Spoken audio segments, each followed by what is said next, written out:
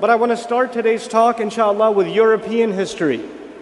Some things from European history and some perspective that all of us need, at least some background in order to understand the problem that we're facing in our time. So I take you back to European history when there's a revolt in Europe against the authority of the church. If you don't know about that, well, the summary of it is church policy in Europe. Europe was a religious society. It was dominated by the church, and church policy was extremely oppressive. The word of the Pope was equivalent to the word of God. Disagreeing with the Pope was basically what you would call an act of kufr. You were a murtad, you are no longer a believer, and you must be executed. The only way you can be cleansed of the sin of disagreeing with the church is you have to pay with blood. You have to be tortured and killed. And you're not just killed, you are tortured and then killed. That's the only way to save your soul. In that environment, Europe had been oppressed by this religious doctrine for long enough a time that two movements sprouted. Two movements came out almost at the same time. One of those movements is the Protestant Reformation. The idea that now, and because the church said that the average Christian has no business reading the Bible. They're not supposed to be reading the Bible themselves. That will come from the Pope or from the authority, the hierarchy, and they will not only read the Bible, they will also be the ones to interpret the Bible. And their interpretation is not subject to question. The Protestant movement says, no, every Christian should have direct access to the Bible. They should be able to read it for themselves, figure it out for themselves. We don't need the church to tell us this. So this, revolt against the authority of the church begins, and that is summarized. This is a 8th grade, 7th grade, elementary school version of the Protestant movement. Now, at the same time, yet another movement comes forward, and even a more powerful one, and these two are related to each other. The second movement that comes forward essentially says that the church has been teaching a doctrine that doesn't make any scientific sense. These people burn books of philosophy, books of science, anything that disagrees with their doctrine, like the earth is the center of the universe. That's the biblical claim, at least from the Catholic side. How can we accept the earth is the center of the universe? There's scientific discovery going directly against that now. We cannot accept this faith. And as a reaction to that, the church considered this scientific inquiry kufr, disbelief, so they burnt down libraries and killed people of science and killed people of philosophy. So there's this, the essence of the French Revolution, which is the undercurrent of which is the Catholic or the Christian doctrine. Number one, it is oppressive, and number two, it doesn't even make sense. It doesn't make sense. We need to come to what makes sense, which is science, which is philosophy, which is logic, rationale. And so there's this revolt against the church from both directions. From the religious direction, the Protestants, and from the scientific, secular direction, this other revolution that takes place, that removes and eliminates the authority of the church. Now, once this revolution takes place in Europe, and it's one of the bloodiest revolutions in world history, once this revolution does happen, now all of a sudden, Europe is a free-thinking society. They are rediscovering what they should believe in and what beliefs they should hold on to and what thoughts, what ideas should be at the center of that society. It's an open marketplace of ideas. So this is a time where a number of philosophies came out of Europe. A number of scientists, actually the earliest scientists in Europe were some of their biggest philosophers. So philosophy and science to them was actually hand in hand. And there were not one, but many, many different kinds of philosophies that were clashing against each other in this open marketplace of ideas. But, and this is where I need you to pay attention now, there is one common thought that dominated in the end. One common line of thinking, even though there are variations that are small here and there, one trend in European thought won in the end. And eventually, not only did it remain in Europe, it made its way to the entire planet. And today, the world we live in is actually still facing the repercussions of that idea, or these sets of ideas. So I'm going to try to explain these brief ideas to you before I give you something from Surah Al-Qiyamah.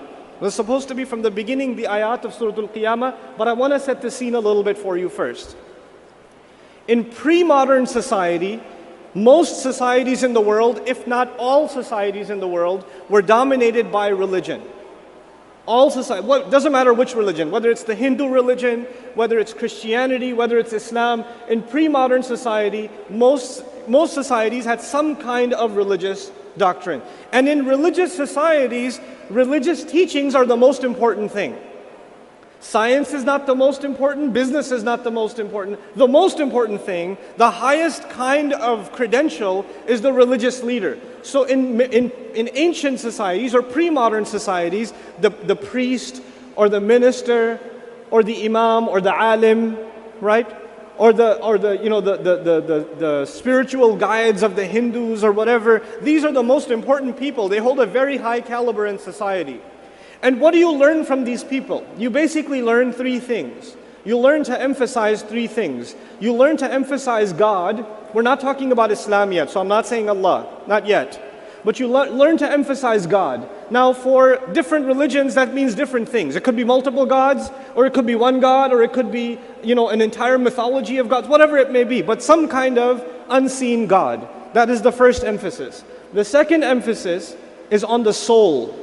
So human beings have a body, but they also have a soul. And across religious traditions, you will find there's an emphasis on the soul. Somehow there is this unseen, mystical, mysterious part of ourselves that is inside of ourselves, and it must be saved. So there's God. Now you tell me, there was number one, there was God, and what was number two? The soul. And number three, there is some concept of an afterlife.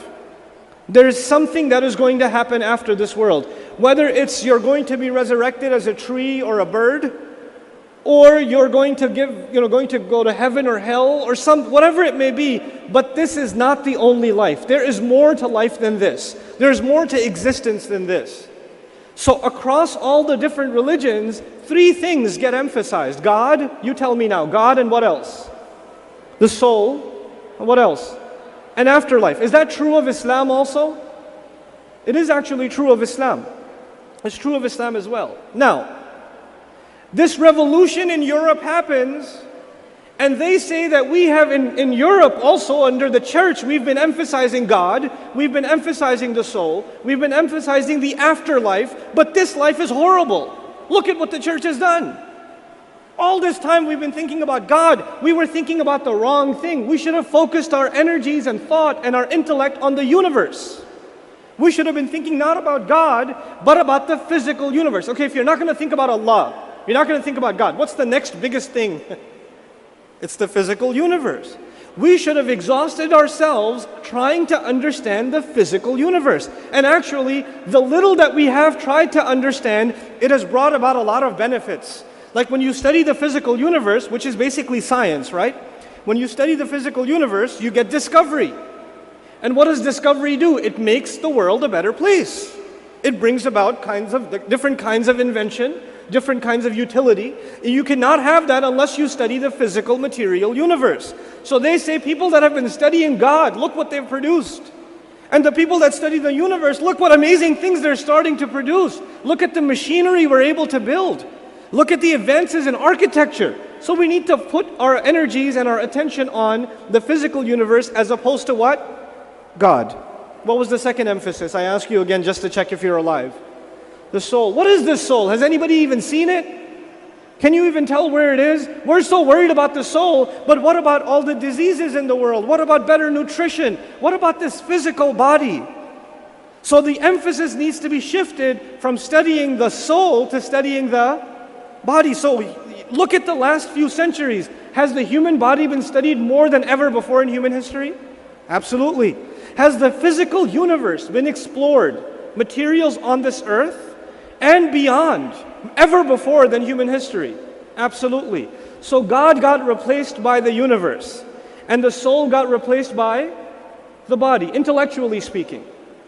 So the highest learners of a society used to learn about God, and they used to learn about the soul, and now the highest learners of society are PhDs in science or medicine, right? They're the highest intellectuals. What was the third one? It was God, soul, and what else? Afterlife. Life will be good in heaven.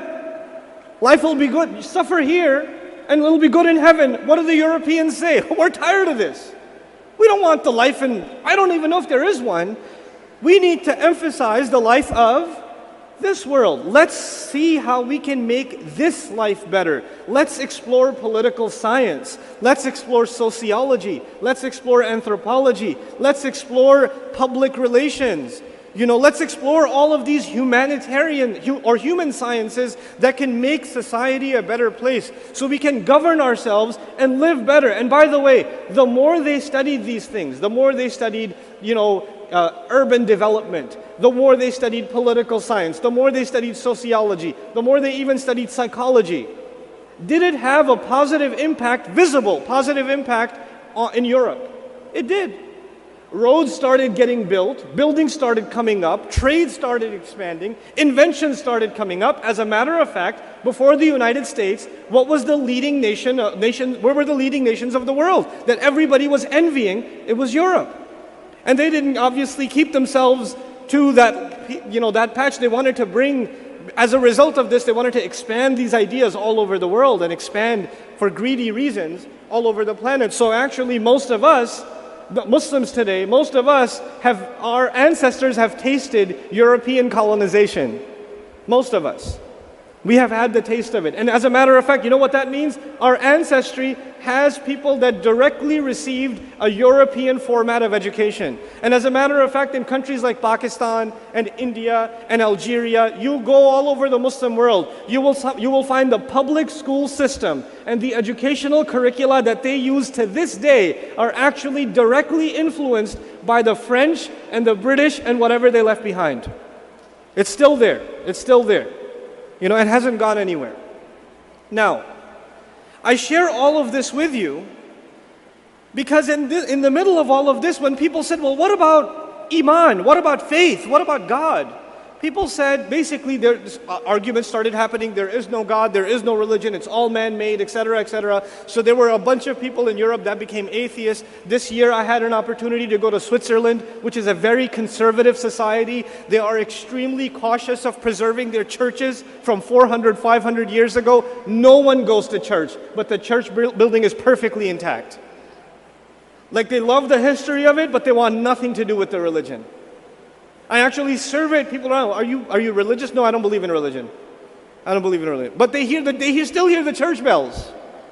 They still hear the church bells just because they want to preserve a history. So it's this empty history. I'll give you another example. In New York City, one of the earliest churches built in New York City was on 21st Street and 6th Avenue, or Park Avenue rather.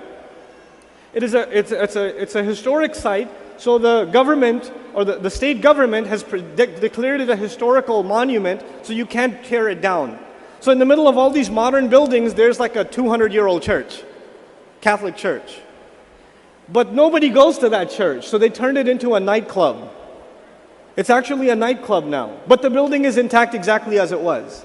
It's a historic site.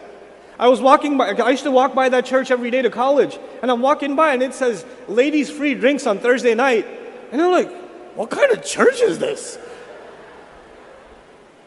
What denomination of Christianity? Holy water on Thursday night? I don't know. What is this? But anyway, so I'm painting this scene for a reason. We today, in 2014, all over the world, whether we like it or not, we of course are believers in Allah, believers in the Akhirah, believers in the Ruh, believers in the Qalb. We want to protect the integrity of our heart. We want to cleanse our heart from diseases. All this conversation is really about what you can philosophically call the soul, even though it's not the best term within Islam. But you know what? This new European thought that took over all over the world, it didn't say you don't have to believe in God. It didn't say that. It basically said you could if you want to, it's fine. You could believe in an afterlife, that's your right. If you want to believe it, it's fine. Keep it to yourself, that's fine. You don't have to let go of your belief in heaven. I think it's stupid, but you can believe in it if you want, it's fine. That's cool. But what they said is something far more dangerous. They didn't say we disagree with you. They said it doesn't matter. They said it doesn't matter. Whether you believe in God or not, who cares? Science is real. Whether you believe in God or not, medicine is real. Whether you believe in a soul or not. Whether you believe in heaven or not, politics is real. Economics is real. So let's worry about the real world. What happened to the Muslims? The vast majority of us have received a modern education. And if we have an education, it's a modern education. And as a result of that, even if we don't disbelieve in Allah, and we don't disbelieve in the akhirah, and we don't disbelieve in in the heart and the concerns of the heart, for all practical purposes, our attitudes are no different than what the European Revolution intended. Our attitudes are no different. Practically speaking, I'll give you some practical examples so you understand this problem. You have a Muslim family living in the United States, or living in Trinidad, or living in Guyana. I said Guyana, sorry. Okay. Or they're living in, I don't know, Pakistan or wherever. What do they want their children to do? What does an average Muslim family want their kids to do? Get a good education. Why do you want to get a good education? It's going to give you a good life. That same son of yours says, well, I want to get a good education, but I'd rather get a good education in Islam first. I was thinking about learning some Islam, learning about Allah. And the parents, Muslim parents with beards and hijabs, what job are you going to get? How are you going to live your life? How are you going to get married? How are you going to live a life? What do you want to do? You're throwing your life away. Somebody decides to even turn to the religion a little bit. You guys that are here, you know this already. You are not the majority of the Muslims on this island. You are the strange minority. The vast majority of Muslims here and all over the world are barely connected with Islam, barely holding on. Maybe they show up to the Friday prayer, maybe. Probably by the very end of the prayer, last one in, first one out. Maybe you'll see them in most numbers at the Eid prayer. And for those people, what role does religion play in their life? Actually, they're not alone in this. For the Christian, Buddhist, Hindu, Muslim, or any other religion in the world today, religion plays a very small part of people's lives. It does not dictate how you're going to live your life. It is not what you take inspiration from to decide where you're going to live or how you're going to raise your children. You already have all of that figured out from the priorities that were laid down for you by colonizing nations. We've indoctrinated ourselves deep in this tradition. Now, I told you in the beginning of this talk there are two movements. What were they? There was the French Revolution. What was the other movement in Europe? The Protestant Reformation, the Protestant movement. And it's really interesting what happened with them, and I need you to understand this. The Catholic tradition overwhelmingly, the idea there is that this world is a terrible place. This world is a curse, really. The human beings will only have happiness where? In heaven. And they have been sent down to the earth as a punishment from God. So the fact that human beings are miserable in Europe is actually expected. That's how they're supposed to be. Because this world is a terrible place. It's a place of misery. The Protestant movement actually reacts to this and develops a new Christianity. And in the new Christianity, the more dunya you acquire, the wealthier you are, the better job you have, the more money you make is an indication that God loves you. The wealthier you are, the more it is proof that God loves you. So they are actually diametrically opposed philosophically to the Catholic tradition. You with me so far? So if you go to like this deep south of the United States, where like 2/3 of the radio stations are Christian, and you listen for a good hour to a Christian talk show or a preacher, I want you to go get that job because Jesus wants you to get that promotion. That nice car, that is Jesus loving you. You will find the wealthiest people are actually preachers. They're extremely wealthy and they wear incredibly expensive clothes and things like that. And they say, this is what Jesus does, you see? So the idea is that you come to religion for what? Why do you need religion now? Because it will further your materialism. And I'm using the word for the first time now, materialism. When you concern yourself with the universe instead of God, that is materialism. When you concern yourself with the body as opposed to what?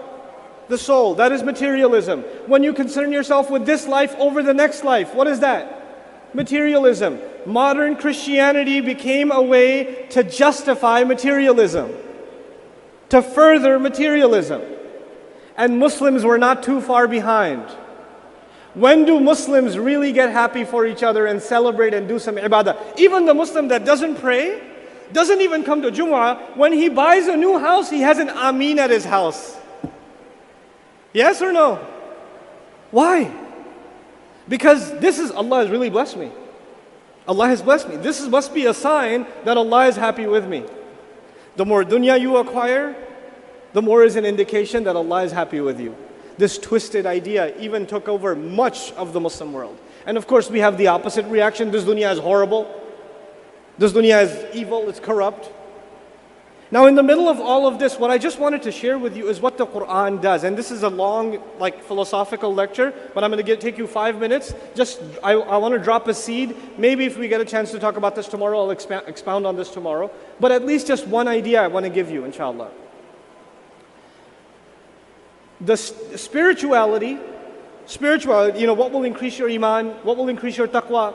Spirituality in modern discourse was replaced with psychology. Right? So instead of looking at it as something from the unseen, we want to figure it out from the seen. So if you're depressed, it may not have anything to do with spirituality. It must be some chemical imbalance in your body. Take some pills. You'll be fine. Right? So we even take the emotional states of human beings and we're trying to find, for problems of the unseen, we're trying to find solutions in the seen. Right? And it's destroying humanity. Suicide rates are higher than ever before in the modern world. And in some of the wealthiest counties in the United States, right? We're destroying human beings. Now, there is a feeling inside of us, a negative emotion called guilt. This negative emotion is called guilt. When does someone feel guilty? When they've done something bad. In modern psychology, guilt is not a good thing. So if somebody comes to a therapist and says, yeah, I drank some alcohol, I got drunk, I feel really guilty. The therapist says to him, you need to get rid of your guilt. You need to learn to forgive yourself. Your guilt is something that is a kind of a human flaw inside of us because you need to feel happy all the time. You need to feel happy. You need to let go of this negative emotion inside of you. There's too much negativity. Surah Al-Qiyamah begins, لا أقسم بيوم القيامة ولا أقسم بالنفس اللوامة. Allah swears by the day of standing, the day of resurrection, and then Allah swears by the person, the nafs inside of us that feels what? Guilt over and over again. The people, the individual who feels guilty inside over and over again. Now these two things are actually lazim and malzoom. They're tied to each other. What is the relationship between the day of judgment and guilt? Allah is telling us an incredible spiritual and psychological reality. A spiritual and psychological reality. What is that? You know, if you hear an alarm right now, and you hear an announcement, please exit the building, there's a fire in the building. If you heard that, what would you do? You'd exit. The purpose of an alarm is to warn you of a danger. Will you react even if you don't see a fire? Yes. What is enough for you? The alarm that woke you up. Allah created the human being with an innate sense of good, an innate predisposition towards doing the right thing. It's called our fitrah. And when we violate that spiritual programming inside of us, then Allah created a security mechanism inside of us. It is called al-lawm, an-nafsul lawama, guilt. Guilt is a gift from Allah warning you that what you are doing is violating your soul. And when will you see you don't see the danger. When you violate your soul, you don't see the danger. When will human beings truly see the danger that they were ignoring? Judgment Day. The ultimate proof of Judgment Day is the psychological sentiment of guilt inside of ourselves. The proof of Judgment Day is every time you feel guilty, and it's not just Muslims who feel guilty. Every single human being was given the gift of guilt inside of them, so they could know when they're doing something wrong. This isn't right. I don't know, I feel like I'm going to get in trouble for this somehow. Something inside me is not sitting well. You know, kids that are breaking into the teacher's desk and they're kind of constantly looking to see if the teacher walks into the class, the feeling they have inside of them, oh, I'm going to get caught, I'm going to get caught. That loam inside of them, and especially when they get caught and they're humiliated, all of that is loam. Modern psychology cannot discuss this in a positive way. It can't. Because for them, there is no soul. No psychological theory will teach you school. No therapist can tell you you have to protect your heart. We, the Muslims, are the only ones. We're the only ones. This is the only book. This prophetic model is the only model. Please listen to this carefully and I'm done. This is the only model that actually finds the balance between the seen world and the unseen world. The Catholics denied the unseen. The Protestants embraced the unseen wholeheartedly. The secularists rejected the unseen entirely. We're the only faith tradition that actually engages with the seen world, and through it betters the unseen reality.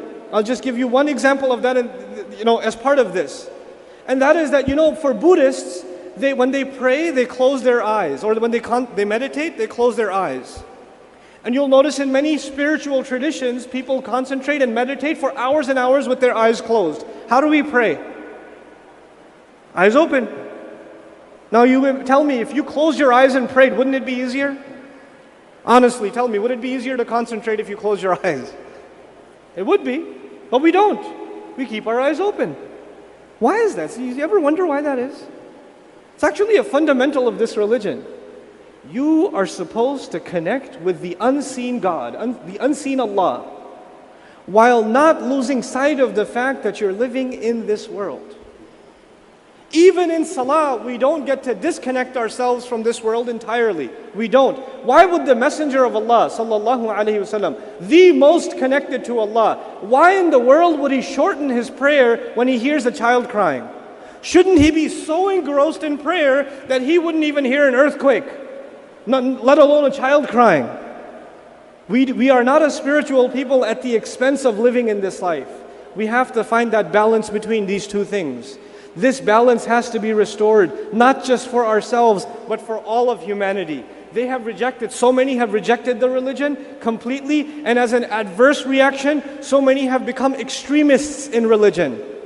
All of it because we strayed away from the core teachings of this book. لا أقسم بالنفس اللوامة. Subhanallah. I know this is really philosophical, but I at least want to share some of this at this forum with you, because Muslims, we have to raise our level of thinking. All of us do. Not just the du'at and the researchers and the speakers. The average Muslim needs to learn to think heavier. I don't want a question and answer session at the end of this. Even if you have questions and answers for them, I'm not going to do one. I just want you to think, just on your own. Just process things in your head. Where are we now? What is the crisis that we're facing? This modernization has made its way inside the masajid. We have to revitalize the faith of Islam from the very core. May Allah Azza wa Jal help us become the ummah that comes back to the essential teachings of this deen and are able to spread them for the benefit of the ummah and for the benefit of humanity at large. Barakallahu li wa lakum. Assalamu alaikum wa rahmatullahi wa barakatuh.